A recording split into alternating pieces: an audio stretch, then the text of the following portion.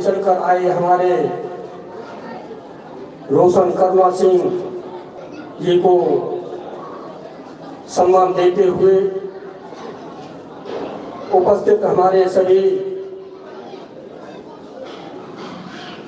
संघ के साथियों को पंचशील प्रणाम करते हुए,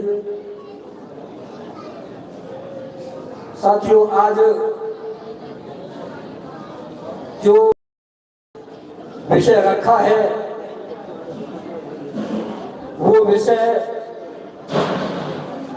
भारत की प्रथम शिक्षिका सावित्रीबाई फुले जी का जन्मदिन है। वैसे जन्मदिन तो 3 जनवरी का मनाया जाता है, लेकिन कारण और परिस्थितियों को देखते हुए आज के दिन मनाया जा रहा है। साथियों, सावित्रीबाई फुले जी ने और राष्ट्रपिता ज्योतिराव फुले जी ने जो भारत के अंदर जो संघर्ष पहली जो अलग की ज्योति जलाई थी, वो राष्ट्रपिता ज्योतिराव फुले जी को जाता है। भारत के अंदर उन्होंने ये कंडीशन देखा था कि महिलाओं को पढ़ने का किसी भी तरह का कोई अधिकार नहीं था, तो उन्होंने स्वयं अपनी पत्नी को ही पढ़ाना चालू किया था और भारत की इसीलिए वो जो प्रथम सावित्रीबाई फुले प्रथम शिक्षिका कहलाई। इसके साथ उन्होंने कई स्कूलें खोले, बहुत परिस्थितियां थी। अभी मेरी बहनों ने मेरे से वक्ताओं ने सावित्रीबाई फुले जी के बारे में बताया है, मैं उससे आगे ही आपको बताने की कोशिश करूंगा।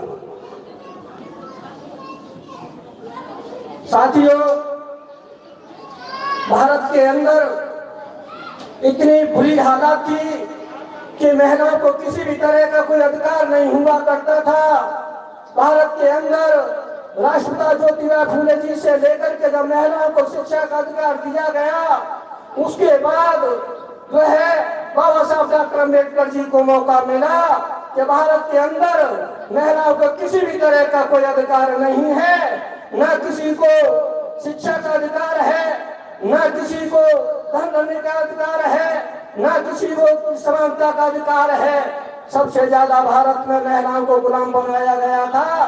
तो बाबा साहब को जब मौका मिला, बाबा साहब को संविधान लिखने का मौका मिला, तो महिलाओं को सबसे ज्यादा अधिकार दिए। महिलाओं को अगर बाबा साहब डॉक्टर अम्बेडकर नहीं होते तो महिलाओं को किसी भी तरह का कोई अधिकार नहीं होता। चाहे भारत की किसी भी समाज की महिला है, किसी भी समाज से आती है, लेकिन जो अधिकार आज मिला है वो राष्ट्रपिता ज्योतिराव फुले और भारत के संविधान निर्माता बाबा साहब और डॉक्टर अम्बेडकर की बदौलत है। साथियों, अगर धम्म के बारे में हम अगर बात करते हैं तो बाबा साहब डॉक्टर अम्बेडकर को पहला श्रेय जाता है कि धम्म इस भारत से बिल्कुल लुप्त हो गया था। बाबा साहब डॉक्टर अम्बेडकर ने पुनः जीवित तथागत बुद्ध के धम्म को जीवित किया, क्योंकि वैज्ञानिक धम्म है। इस धम्म से बढ़कर किसी भी तरह का कोई धम्म नहीं है। और हम 100% इस भारत के जितने भी मूल निवासी हैं वो बुद्धिस्ट हैं, क्योंकि आपकी जो करेंसी है वो बुद्धिस्ट है, आपकी मोहर है वो बुद्धिस्ट है। आपके जो जितने भी IAS PCS जो पुलिस अधिकारी होते हैं, उनके जो वहां पे जो बैच लगे हुए होते हैं वो अशोक के लगे हुए होते हैं। उनकी जो टोपी पर जो निशान लगा होता है वो अशोक का लगा हुआ होता है। बाबा साहब डॉक्टर अम्बेडकर को पूरी तरह से आपको जो बुद्ध धम्म दिया, जो आपका छीना हुआ धम्म था, आपको पुनः आपको समर्पित किया है।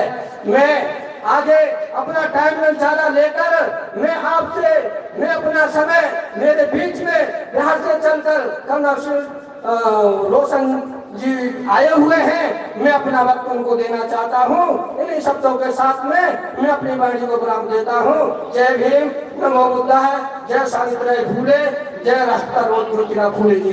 धन्यवाद। धन्यवाद डॉक्टर साहब, एज एक्सपेक्टेड, थैंक यू।